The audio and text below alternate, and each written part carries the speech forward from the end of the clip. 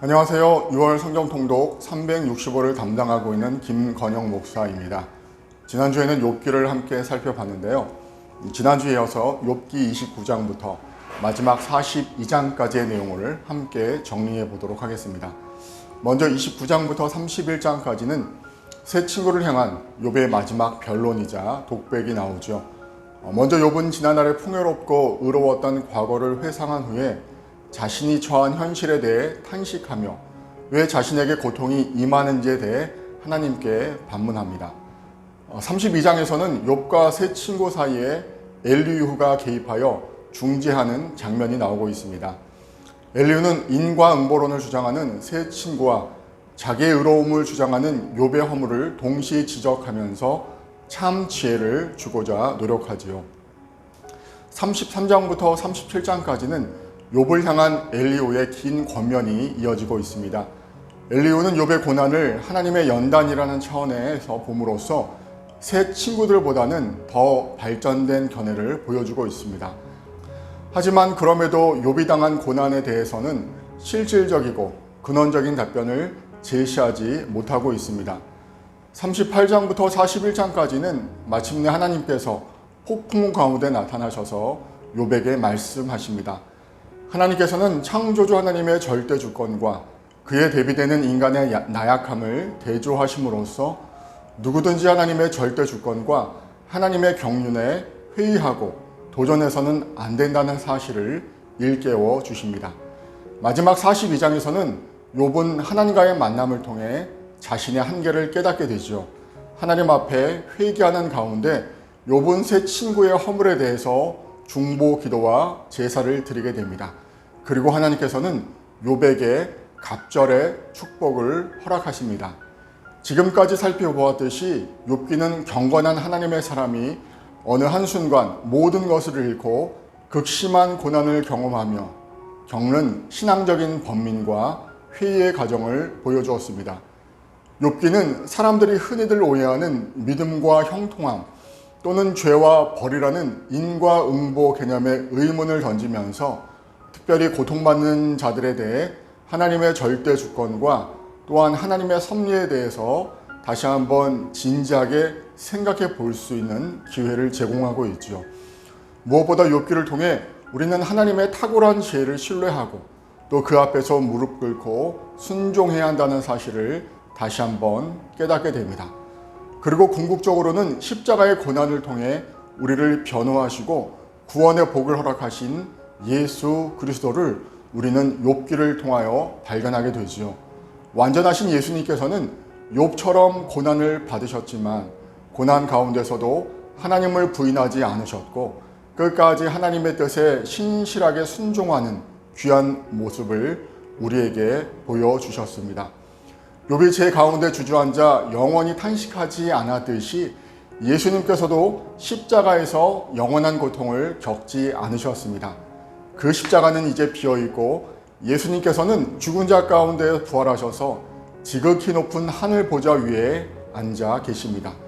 그리고 주님께서는 구원받은 하나님의 백성들이 하나님의 왕국으로 밀려오는 그 광경을 바라보시면서 십자가 고난으로 인해 이루신 그 사역을 기뻐하고 계십니다.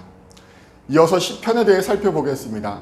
앞으로 4주에 걸쳐서 우리는 시편을 묵상할 예정인데요. 먼저 우리가 시편을 살펴보기 전에 알아야 할 것이 있습니다. 바로 하나님께서는 우리에게 주신 성경 안에 어떤 조직 신학이나 요리 문답의 형식으로 성경을 주시지 않았다는 것이지요. 대신에 하나님께서는 성경의 다양한 형식들을 우리에게 허락하셨습니다.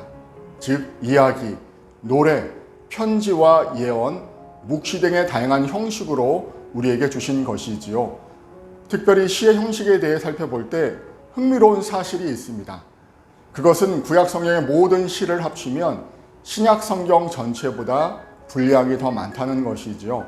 성경에 그렇게 많은 분량을 시 형태로 남기신 데에는 분명한 하나님의 목적이 있습니다.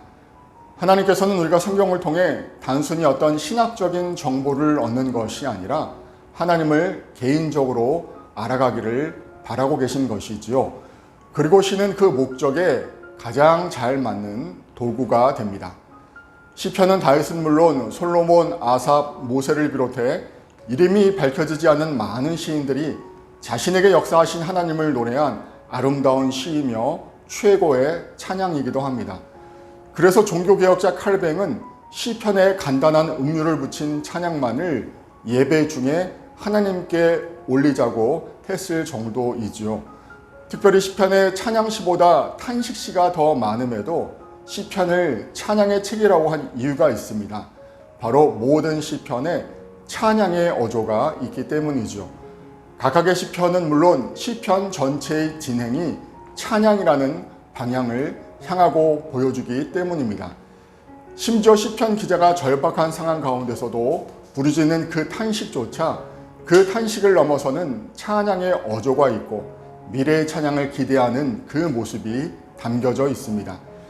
이렇게 탄식에서 찬양으로 전개되는 시편의 움직임은 우리 믿는 성도들의 삶의 모습을 잘 보여주고 있습니다. 우리가 살고 있는 이 세상은 깊은 어둠 속에서 하나님께 부르짖는 고통과 탄식과 죽음이 횡행하는 장소이지만 그리스도인에게는 이런 세상의 전부가 아니라는 것이죠. 우리 인생의 참된 목적은 이 땅에서의 삶을 어떻게 해서라도 행복하게 바꿔보려고 애쓰다가 결국 죽어서 썩는 것이 아니라 하나님을 영화롭게 하고 오직 그분을 영원토록 즐거워하면서 찬양하는 것입니다. 앞으로 6월과 7월에 걸쳐 살펴볼 시편을 통하여 하나님께 찬양으로 영광 돌려야 하는 우리의 존재 이유에 대해서 그리고 믿음의 길을 걸어가면서 만나게 되는 수많은 고난 속에서도 올곧이 하나님만을 바라며 나아가야 할 우리의 사명을 마음에 새기길 바랍니다. 먼저 시편 1편과 이어지는 2편은 시편 전체로 들어가는 대문과도 같습니다. 두 시편 모두 악인의 길은 망한다고 끝이 나지요. 시편 1편은 복 있는 사람은 악인들의 죄를 따르지 아니하고 라고 복을 선포하며 시작합니다. 그리고 시편 2편은 여호와께 피하는 자는 다 복이 있도다 라고 하면서 복에 대한 또 다른 약속으로 끝이 나지요. 이어지는 시편 3편부터 7편까지는 다윗이 사방에서 그를 압박하고 조여오는 고난 속에서도 하나님께 부르짖고 탄식하는 시편들입니다. 특별히 시편 3편이 다윗이 아들 압살롬을 피하여 지은 시라는 표제를 가지고 있는 것처럼 다윗은 자신이 처한 고난 속에서 하나님을 찾고 구하며 그 안에서 하나님 주신 평안을 누리는 모습을 잘 보여주고 있습니다. 시편 8편은 그를 하나님보다 조금 못하게 하시고 영광과 존귀로 관을 씌우셨나이다. 주의 손으로 만드신 것을 다스리게 하시고 만물을 그의 발 아래 두셨으니 라는 고백처럼 하나님께서 지으신 다른 피조물들을 능가하는 우리 인간의 존엄성에 대해서 찬양하고 있습니다. 시편 9편과 시편은 히브리어 성경에서는 분리된 시편이지만 히브리어를 헬라어로 번역한 72년 성경에서는 하나의 시편으로 되어 있습니다. 고통의 실제와 아픔이 쓰라리게 묘사된 이 시편들에서 최종적으로 겸손한 자의 소원을 들으시고 고아와 압제당하는 자들을 위해 심판하시는 하나님을 향한 믿음의 확신이 잘 나타나 있습니다. 시편 11편에서는 다윗은 그에게 도망치라고 제안하는 주위의 그런 제안에 성전에 계시고 하늘의 보좌에 계신 하나님께서 우리의 인생을 통촉하시고 의인을 감찰하신다고 고백하며 흔들리지 않는 믿음을 이어가고 있습니다.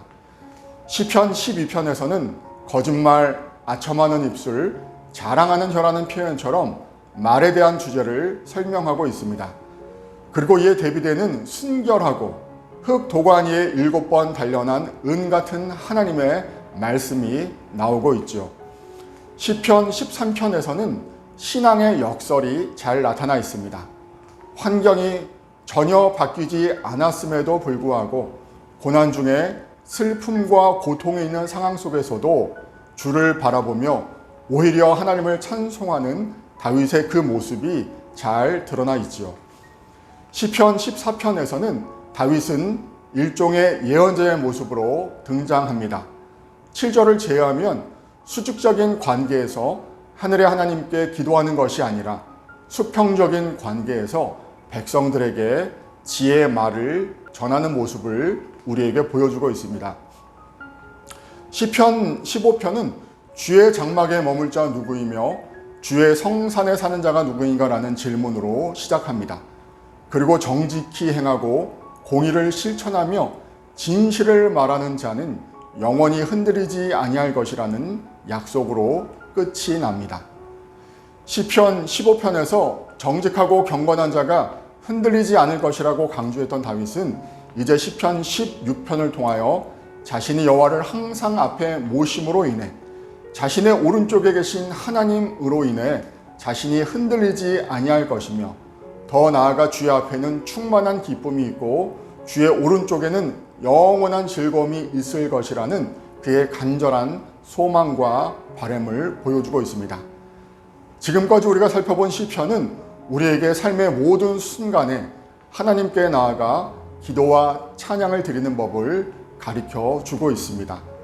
더 나아가 시편은 우리 인간이 지닌 무질서한 감정을 하나님의 선한 질서에 맞게 빚어주고 우리를 영적으로 성숙시켜 준다는 것이지요.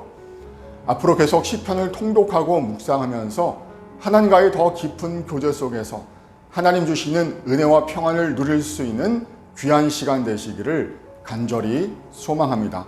감사합니다.